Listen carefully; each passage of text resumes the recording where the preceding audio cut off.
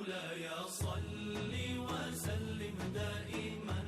أبدا على حبيبك خير الخلق كلهم مولاي صل وسلم دائما أبدا على حبيبك خير الخلق كلهم محمد سيد الكونين والثقلين محمد أعوذ بالله من الشيطان اللعين الرجيم بسم الله الرحمن الرحيم الحمد لله رب العالمين بارئ الخلائق أجمعين وبه نستعين وهو خير ناصر ومعين والصلاة والسلام على سیدنا محمد الکریم وآلہ الطیبین الطاہرین اما بعد فقد قال اللہ العلیم فی کتابہ الحکیم وہو اصدق الصادقین بسم اللہ الرحمن الرحیم یا ایہا الانسان ما غرک بربک الکریم رب اشرح لي صدري ويسر لي امري واحلل عقدة من لساني يفقهوا قولي اللهم صل على محمد وآل محمد وعجل فرجه. سامعین محترم، ناظرین گرامی قدر، السلام علیکم ورحمۃ اللہ وبرکاتہ. سامعین محترم، ماہ مبارک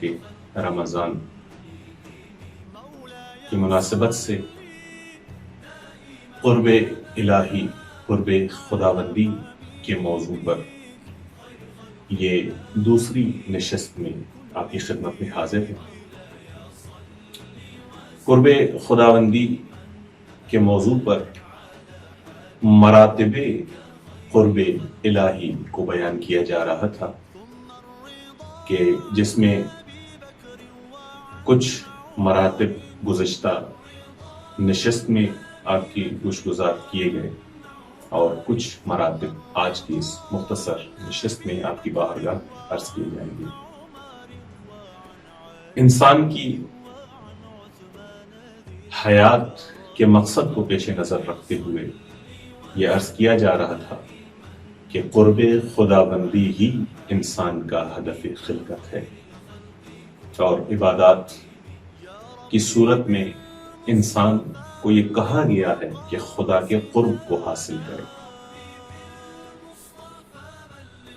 عبادت کو ذریعہ، وسیلہ قرار دیا گیا ہے انسان کے لیے قرب خداوندی کو حاصل کرنے کا. لیکن چونکہ یہ قرب طرفینی ہوتا ہے تو ہم خدا کی طرف سے جو قرب الہی ہے انسان کے لیے، قرب خداوندی ہے انسان کے لیے، اس کو بیان کر رہے تھے کہ خدا کیسے، کہاں، کس طرح انسان کے نزدیک ہے. خدا نے اپنی معیت اور اپنے قرب کا بارہا بربلا مختلف مقامات پر قرآن میں اعلان فرمایا ہے. کہیں کہا قال اللہ انی معکم، کہیں کہا واللہ معکم، کہیں کہا گیا اینما تولوا فثم وجہ اللہ، اور کہیں کہا گیا وہو معکم اینما کنتم، اور کہیں اپنی قربت کا اس طرح اعلان کیا کہ اذا سألک عبادی انی فانی قریب اجیب دعوت الداع اذا دعان، اور کہیں برملا یہ کہا کہ نحن اقرب الیہ منکم، کہ انسان کی زندگی میں جتنے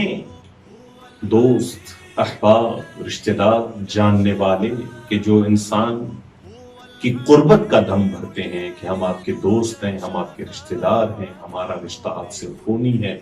ہمارا تعلق آپ سے بہت گہرا ہے، ان تمام تعلقات میں، ان تمام تعلقات کی قربت اور نزدیکی میں سب سے زیادہ ان تمام قرابت داروں سے زیادہ اگر کوئی انسان کے قریب ہے ذات تو وہ خداوند تبارک و تعالیٰ کی ذات ہے۔ اسی سلسلے کو آگے بڑھاتے ہوئے ایک مرتبہ اور قربت گاہ کی سماعتوں کی نظر کر رہا ہوں کہ یہاں تک خدا نے کہا تھا کہ ان تمام قرابت داروں میں، ان تمام رشتہ داروں میں ہم آپ سے زیادہ نزدیک ہیں۔ نحن اقرب الیہ منکم،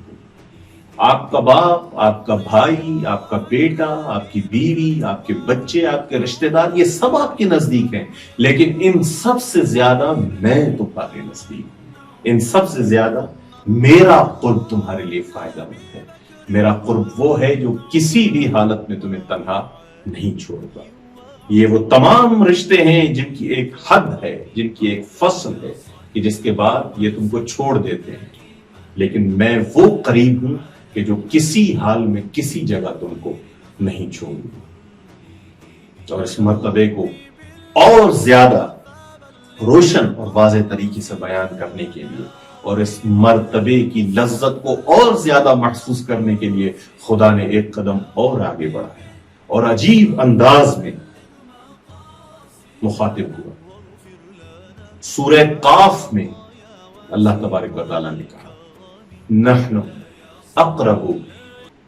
الیہ من حبل الورید، بہت مشہور و معروف آیت ہے، بارہا آپ اس کا تذکرہ سنتے رہتے ہیں۔ اس آیات میں بہت لطیف نقاط ہیں خدا کے قرب کو بیان کرنے کہ جس میں خدا کہہ رہا ہے کہ میں تمہاری شہرت سے زیادہ تمہارے نزدیک ہوں۔ یہ شہرت جو انسان کی زندگی کا معیار ہے، وہ شہرت کے جس پر انسان کی زندگی کا دار و مدار ہے، جب تک یہ شہرت سالم ہے تب تک میں سالم ہوں، جب تک یہ شہرت صحیح کام کر رہی ہے تب تک میری زندگی صحیح چل رہی ہے۔ خدا کہہ رہا ہے کہ میں اس شہرت سے زیادہ تمہارے نزدیک ہوں۔ آئیے ذرا اس آیت کو بہت ہی عمومی اور سطحی، حالانکہ بہت لطیف اور گہرے نکات اس آیت میں موجود ہیں، میں عامیانہ زبان میں ایک تمثیل کے ساتھ آپ کی بارگاہ میں عرض کروں کہ خدا اس آیت شریفہ میں جو فرما رہا ہے کہ میں تمہاری شہرت سے زیادہ تمہارے نزدیک ہوں۔ انسان جانتا ہے کہ اس کی زندگی کا دار و مدار اس کی شہرت ہے، خدا کہتا ہے میں اس سے زیادہ تمہارے نزدیک ہوں۔ انسان جانتا ہے کہ جب تک یہ شہرت ہے تب تک میں ہوں، خدا کہتا ہے کہ میں اس سے زیادہ تمہارے قریب ہوں۔ کیا مطلب؟ خدا اپنی اہمیت اجاگر کر رہا ہے کہ اس سے بھی زیادہ میری اہمیت ہے تمہارے لیے، میں اس شہرت سے زیادہ مہم ہوں تمہارے لیے۔ کیا ہے؟ ذرا دیکھیے اس انداز سے اس آیت کو۔ خدا یہ کہنا چاہ رہا ہے کہ تمہاری زندگی مرکوز ہے اس شہرت پر، تمہاری زندگی کی بنیادی ضرورت یہ شہرت ہے۔ تم یہ سمجھتے ہو کہ جب تک یہ شہرت ہے تم ہو، جس دن یہ کٹ گئی اس دن تم ختم، تمہاری زندگی ختم، تمہاری حیات کا پیمانہ لبریز ہو چکا، اب تم چل نہیں ہو۔ خدا کہہ رہا ہے میں اس سے زیادہ تمہارے نزدیک ہوں۔ یعنی کیا؟ کہ اگر تم چاہتے ہو کہ اپنی زندگی کو بڑھاؤ، اپنی حیات کو طویل کرو، تو تم اپنی شہرت پر بھروسہ نہ کرو، بلکہ تم مجھ پر بھروسہ کرو کہ میں شہرت سے زیادہ تمہارے نزدیک ہوں۔ تم دیکھ رہے ہو کہ اس شہرت کے کٹنے سے تمہاری زندگی ختم ہوتی ہے، تمہاری زندگی کا سفر ختم ہوتا ہے، لیکن اگر تم چاہتے ہو کہ تمہاری زندگی چلتی رہے، اگر تم چاہتے ہو رہے ہو کہ ہمیشہ ثمر حیات سے بہرمند ہوتے رہو، ہمیشہ زندگی تمہارے پاس رہے، تو تم اس شہرت پہ بھروسہ نہ رکھو، تم ہم پر بھروسہ رکھو۔ اور آئیے ذرا تاریخ کی طرف چلتے ہیں۔ ہمیں وہ درخشاں ستارے تاریخ میں ملتے ہیں، تاریخ انسانیت میں وہ ہمیں انسان ملتے ہیں کہ جنہوں نے شہرت سے زیادہ خدا پر بھروسہ کیا، اور جیسے ہی شہرت سے زیادہ خدا پر بھروسہ ہوا تو خدا نے اس کی زندگی کی معیار بڑھا دی، خدا نے اس کی زندگی کی مدت بڑھا دی، خدا نے اس کی حیات کو مفصل کر دیا۔ ذرا نگاہ کریں ہم 61 ہجری 10 محرم روز عاشور کربلا کے میدان کی طرف۔ کون ہے اس کربلا کے میدان میں لقدت صحرا میں تنہا کھڑا ہوا؟ کہ جو برملا یہ اعلان کر رہا ہے کہ مجھے ذلت کی زندگی سے عزت کی موت زیادہ محبوب ہے، یہ وہ ہے کہ جو کہہ رہا ہے میرے رب ہے، میرے خدا، میں اپنی شہرت پہ بھروسہ نہیں کر رہا، میں تجھ پہ بھروسہ کر رہا ہوں، میں اپنی زندگی کو جاوداں کرنے کے لیے اپنی شہرت پہ بھروسہ اعتماد نہیں کر رہا، میں اپنی زندگی کے لیے تجھ پہ بھروسہ کرتا ہوں۔ کٹ گیا حسین کا سر اس دن، خنجر کی نوک سے اس دن فقط حسین کی شہرت کٹی، لیکن خدا نے اس دن حسین کو مخاطب کر کے یہ کہا، اے حسین، اگر تم اپنی شہرت سے زیادہ ہم پر بھروسہ کیا تو ہم بھی یہ کہتے ہیں اگر یہ شہرت کٹنی ہے تو کٹ جائے، لیکن ہم خدا یہ کہتے ہیں کہ جب تک ہم رہیں گے تب تک تمہارا ذکر رہے گا۔ تمہاری حیات اس شہرت سے متصل نہیں، تمہاری حیات ہم سے متصل ہے۔ تمہاری حیات اس شہرت کے کٹنے سے نہیں کٹے گی، تمہاری حیات اب دائمی رہے گی جب تک ہم رہیں گے۔ خدا کہہ رہا ہے نحن اقرب الیہ من حبل الورید، ہم تم سے زیادہ، اس شہرت سے زیادہ تمہارے قریب ہیں۔ ذرا ایک قدم اور آگے چلیں، ایک مرتبہ اور آگے بڑھیے۔ یہ اعلان ہے خداوند کا سورہ انفال میں آیت نمبر 24 میں۔ قربت کے مراحل دیکھیے، نزدیک سے نزدیک تر ہوتا جا رہا ہے خدا۔ ذرا محسوس کیجئے اس قربت خداوندی کہ خدا مجھے کتنا اپنی قربت کا احساس دلا رہا ہے۔ آواز قدرت آیا، وَاعْلَمْ أَنَّ اللَّهَ يَحُولُ بَيْنَ الْمَرْءِ وَقَلْبِهِ، جان لو کہ خدا حائل ہے ایک انسان اور اس کی قلب کے درمیان میں، یعنی تم خود سے بھی اتنا نزدیک نہیں ہو کہ جتنا خدا تمہارے نزدیک ہے، یعنی تم خود سے بھی اتنی معیت نہیں رکھتے ہو جتنا خدا تمہارے ساتھ ہے۔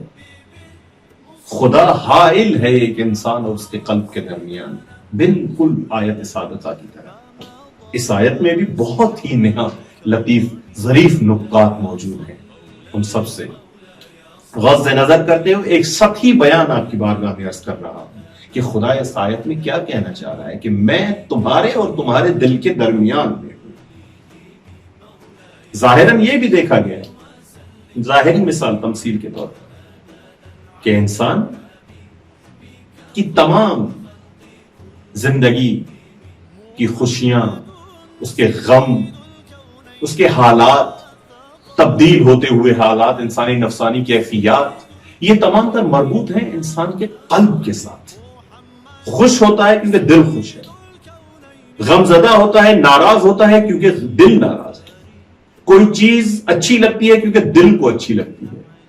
کوئی چیز اچھی نہیں لگتی ہے، ناراحت کرنے والی ہے کیونکہ دل کو اچھی نہیں لگتی۔ کسی بندے سے پیار ہے، محبت ہے کیونکہ وہ دل کو اچھا لگتا ہے، کسی بندے سے بغض ہے، نفرت ہے، وہ اچھا نہیں لگتا کیونکہ دل کو اچھا نہیں لگتا۔ تمام تر کیفیات کا تبدیل ہونا انسان کا منحصر ہے اس کی قلب پر۔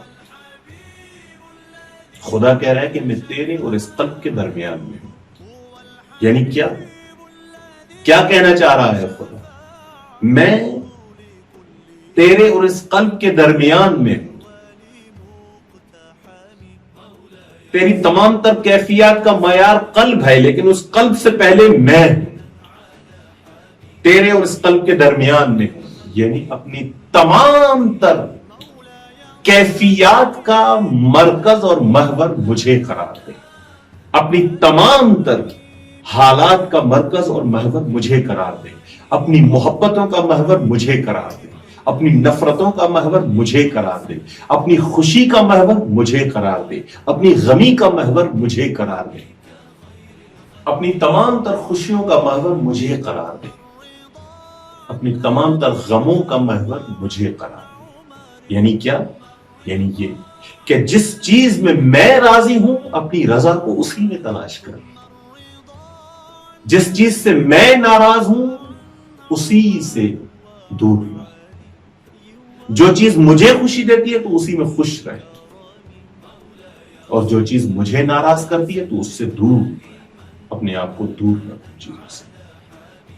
اگر ہم اپنی زندگی کا محور خدا کو قرار دیں،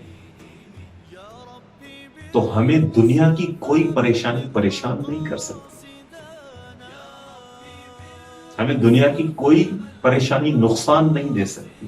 کیونکہ ہم نے اپنی خوشیوں کا، اپنے غموں کا محور دنیا کو بنایا ہوا ہے۔ کچھ دنیاوی چیزیں ہیں جن کی وجہ سے میں خوش ہوتا ہوں، جو کچھ دنیاوی چیزیں ہیں جن کی وجہ سے میں غم زدہ ہوتا ہوں،